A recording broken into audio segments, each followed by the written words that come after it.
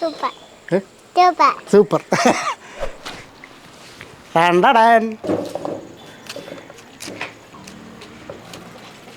ഇനി അത് ഫ്രൈ ചെയ്യത്തക്ക രീതിയിൽ ഒന്നുകൂടെ കണ്ടെത്തിയെടുക്കാം.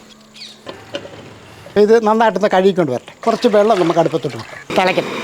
ഇനി നമ്മൾ ഈ കഴുകി വൃത്തിയാക്കി വെച്ചിട്ട് കോളിഫ്ലവർ ഇതിൻ്റെ അകത്തോട്ട് ഇട്ട് കൊടുക്കും. ഇതിനാവശ്യമുള്ള ഉപ്പ് പൊടി, മഞ്ഞൾപ്പൊടി ഇടുമ്പോൾ നമുക്കറിയാമല്ലോ എല്ലാ വിഷാംശത്തിൻ്റെ ഇതുപോലെ ഉണ്ടെങ്കിൽ തന്നെ അതങ്ങ് മാറിക്കിട്ടും. ഏകദേശം ഒരു 3/4 ഭാഗത്തോളം വെന്തിട്ടുണ്ട്. അതിന് ശേഷം നമുക്കിതിന് കോരിയെടുക്കാം.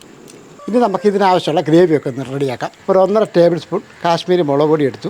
1 ടീസ്പൂൺ മല്ലിപ്പൊടിയാണ്. 1 ടേബിൾ സ്പൂൺ ഇഞ്ചിയും 1 ടേബിൾ സ്പൂൺ വെളുത്തുള്ളിയും കൂടെ പേസ്റ്റ് ആക്കിയതാണ്. 1/2 ടേബിൾ സ്പൂൺ അളവിൽ പെരുംജീരകപ്പൊടിയാണ്. 1 ടീസ്പൂൺ ഗരം മസാലപ്പൊടി, 1 ടീസ്പൂൺ അളവിൽ കുരുമുളക് പൊടിയും കൂടെ എടുത്തിട്ടുണ്ട്. 1 ടേബിൾ സ്പൂൺ സോയാ സോസ്, നമുക്ക് 2 ടേബിൾ സ്പൂൺ ടൊമാറ്റോ കച്ചപ്പൊടി ചേർക്കണം. 2 ടേബിൾ സ്പൂൺ അളവിൽ കോൺഫ്ലവർ ഇട്ട് കൊടുക്കുക. 2 ടേബിൾ സ്പൂൺ മൈദ ഇട്ടിട്ടുണ്ട്. പച്ചവെള്ളം കൂടെ അങ്ങോട്ട് ഒഴിച്ചു കൊടുക്കുക. ഈ ഗ്രേവിക്കുള്ള ഒരല്പം ഉപ്പ് പൊടിയും കൂടി ഇടാം. ഇനി നമുക്കിതൊന്ന് പുരട്ടിയെടുക്കാം.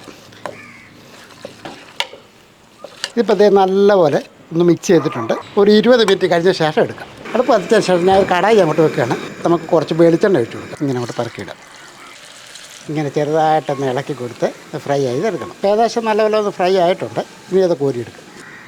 ഇനി ബാക്കി ഇവിടെ നമുക്ക് നേരത്തെ ഫ്രൈ ചെയ്ത് വെച്ചിരിക്കുന്ന പോലെ തന്നെ ഒന്ന് ഫ്രൈ ചെയ്തെടുക്കാം. രണ്ടാമത്തെ റെഡി ആയിട്ടുണ്ട്. ഇത് നമുക്കൊരു ഭംഗിക്ക് വേണ്ടി ഒരു 5-6 പച്ചമുളക്, ഒരല്പം കറിവേപ്പില അത് വേണം. അടുത്തൊക്കെ അങ്ങനെ നിർത്തിയിട്ട് ഒരു കോരി ഇങ്ങോട്ട് എടുക്കും. ഇത് ഹോട്ടൽ സ്റ്റൈലോ റെസ്റ്റോറൻറ്റ് സ്റ്റൈലൊന്നുമല്ല. ഇത് നമുക്ക് വീട്ടിൽ ചെയ്തെടുക്കാം. തീർച്ചയായിട്ടും ഇത് വീട്ടിൽ ചെയ്ത് നോക്കുക. ഇതെല്ലാവർക്കും ഇഷ്ടപ്പെടും.